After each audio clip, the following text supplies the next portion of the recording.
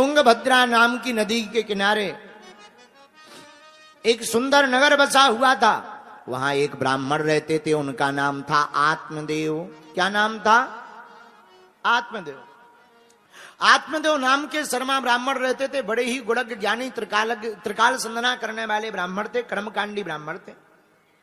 इनकी पत्नी थी, पत्नी का नाम था धुंधली देवी। ब्राह्मण जितने धर्मात्मा, देवी जी उतनी उल्टी, और होता ही है। ब्राह्मण देवता जितने धर्मपरायण, पत्नी उतनी ही खतरनाक। जब तक पड़ोसी से लाठी चार्ज ना हो जाए तब तक वो रसोई घर में कदम भी नहीं रखती थी। इतनी खतरनाक, लड़ती रहती थी, एक ना एक से रोज लड़ाई करती थी, करकसाती। अच्छा, लड़ाई ऐसी नहीं, जब लड़ाई हो गए सोई पानी का मटका लेकर के बगल में खड़ी हो जावे और पानी का मटका भर ले में धल्ले में। तो लोग पूछेंगे देवी माता जी और तो सब ठीक है, तुम लड़ाई लड़ती हो सो तो ठीक है, पर लड़ते समय पानी का मटका क्यों बगल में रखती?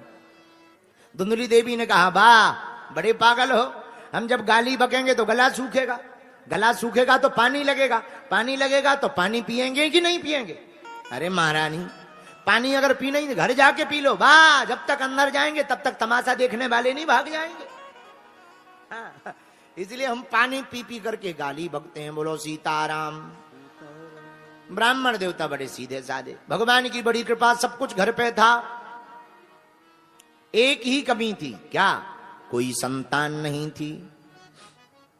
और पति बिन सूनी मांग,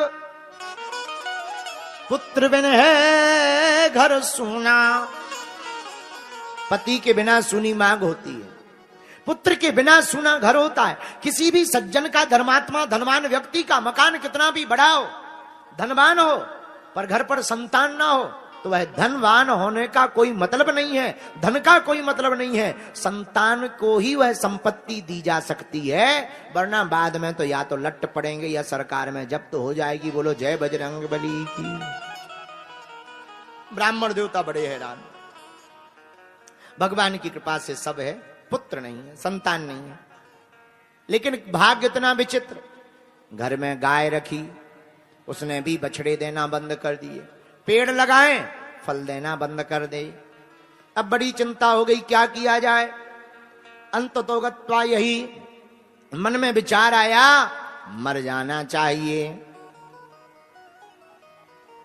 मरने के लिए जैसे ही वन में गए, विचार करते हुए बैठकर रोने लगे कि हमारा भाग्य बड़ा खराब है, एक भी संतान नहीं है। ना जाने हमने ऐसा कौन सा अपराध किया। उसी समय एक महात्मा वन से विचरण करते हुए निकले। उन्होंने बीहड़ वन में एक ब्राह्मण को रोता हुआ देखा। मन में विचार किया, लगता है कोई भगवान का भक्त प्रभु की याद में रो रहा है। महात्मा नजदीक आ गए, कहो पंडित जी क्यों रो रहे हो? महाराज क्या बतावे? अरे बतावो सो तो ठीक है, भगवान के लिए रो रहे हैं? नहीं नहीं महाराज, भगवान के कारण रो रहे हैं। क्यों? आपकी कृपा से सब कुछ है, एक ही कमी है, बेटा नहीं है। महात्मा मनी मन सोचने लगे, बाहर कर्म, हम तो सोच रहे थे भगवान का भक्त है, ये तो बेटा का भक्त है। पंडित जी बेटा किसी के नहीं होते हैं, सदा रुलाते रहते हैं, बेटों के चक्करों में मत पड़ो, भगवान का भजन करो, भगवान को पाओ। तुरंत पंडित जी महात्मा से बोले, आत्मदेव शर्मा, महाराज क्षमा करो, आप क्या जानो बेटे का सुख। पापा पापा कहता हुआ जब बेटा गोद में आता है, कान में रसगुल्ला सा घुल जाता है। आप क्या जानो बेटे का सुख। आप तो ठहरे महात्मा, आपके तो कोई है नहीं, तो तुम क्या जानो सुख। महात्मा ने भाग्य को पढ़ा। सप्त जन्मावधि, ए ब्राह्मण देवता, एक जन्म तो ठीक है, 7 जन्म तक तुम्हारे भाग्य में एक भी संतान नहीं है। ओहो, जहां इतना सुना सोई खपड़िया को पटक दिया चरणों में, पटाक। ए महाराज क्या कर रहे हैं? महाराज पहले तो एक ही गुना दुख था, अब आपने हमारा दुख 7 गुना बढ़ा दिया। अब तुम ब्रह्म हत्या भोगने को तैयार हो जाओ, हम अपने प्राण तुम्हारे चरणों में देंगे। महात्मा बोले, कहां से खाज मोल ले ली, अच्छे खासे जा रहे थे, अब पंडित जी मरेंगे, हत्या हमको लगी। हे भगवान, कहां से फंसा दिया। महाराज मरो ना, कोई उपाय बताओ, हम क्या करें? महाराज पंडित जी बोले, महात्मा जो बात दवा से हो न सके, महाराज जो बात दवा से हो न सके वो संत दुआ से होती है। जो बात दबा से नहीं होती वो संतों की कृपा से हो जाती है। कृपा करो हमारे घर पर किलकारी गूंजे। महात्मा बोले, प्राण बचाना ही उपाय। तुरंत एक फल निकाला, ले अपनी पत्नी को खिला देना, भगवान ने चाहा तुम्हारे घर पर भी बेटा होगा। जय हो महाराज। कोई नियम करना? हाँ, क्या बस भजन करना, धर्म भाव के साथ रहना, धर्म परायण रहना, नित्य गायत्री मंत्र का जाप करना, गोपाल सहस्त्र नाम का पाठ करना, झूठ ना बोलना। जो महाराज आ गया, घर गए, पत्नी से कहा, देवी जी ये महात्मा ने फल दिया है, खा लो। भगवान ने चाहा तो 9 महीने बाद अपने घर पर भी किलकारी गूंजेगी। इतना देकर के गांव में चले गए बताने के लिए, हम सबको बता देवे, लेकिन भैया खुद नहीं खिलाया, यही गड़बड़ हो गई। आंखों देखे नहीं खिलाया। और देवी जी हरे होती हैं खतरनाक।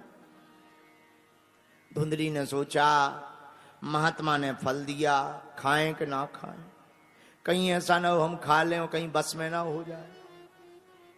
चिंता में बैठी थी, तब तक पड़ोसन आ गई। पड़ोसन आई, अरे बहन क्या कर रही है? बहन तू ठीक आ गई, मैं क्या बताऊं, मेरे पति देव ने ये फल दिया है, वो कह रहे इसको खा लो तो गर्भवती हो जाए। तुम ही बताओ कहीं फल खाने से बच्चा होता है? पड़ोसन ने कहा, बड़ी पागल हो, बाबरी हो, महात्मा का प्रसाद है, पालो, भगवान की कृपा हो जाएगी, क्या बिगड़ेगा, प्रसाद पाने में क्या बिगड़। अरे तू कहती है, लेकिन एक चिंता है। क्या? अगर मैं गर्भवती हो गई तो मैं दौड़ नहीं पाऊंगी।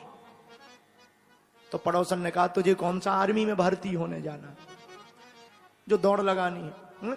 क्या आर्मी में भर्ती होने जाना है? नहीं नहीं, आर्मी में भर्ती होने तो नहीं जाना है, लेकिन मैं सोच रही हूं कि शायद मैं गर्भवती हो गई, मैं दौड़ नहीं पाऊंगी और घर में आग लग गई, सब तो भाग जाएंगे, मैं मर जाऊंगी।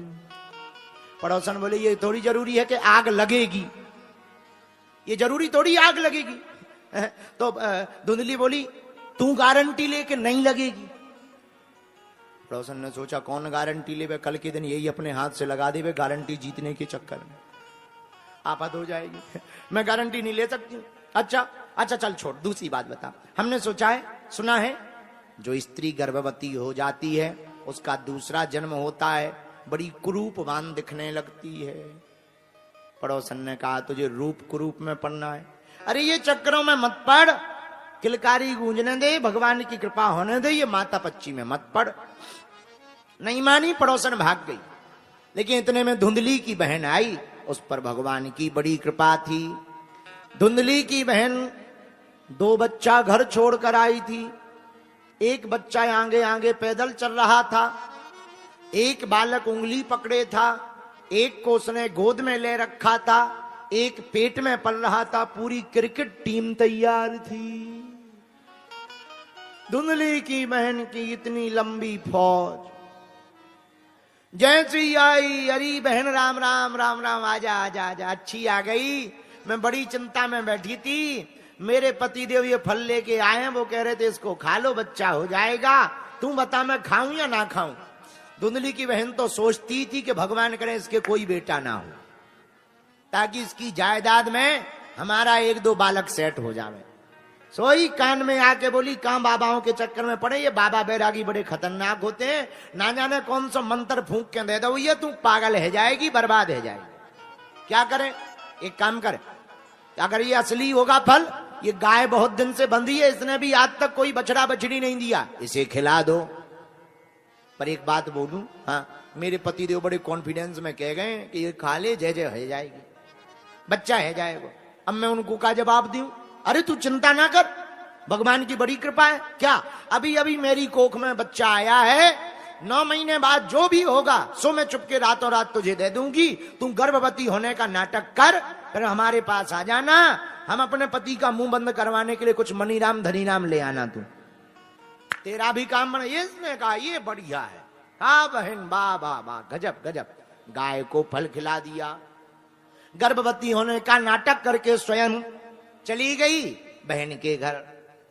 9 महीने बाद भगवान की कृपा हुई और धुंधली की बहन को बेटा हो गया। रातों रात धुंधली को दे दिया, अपने पति का मुंह बंद करवाने के लिए कुछ सोना चांदी ले लिया।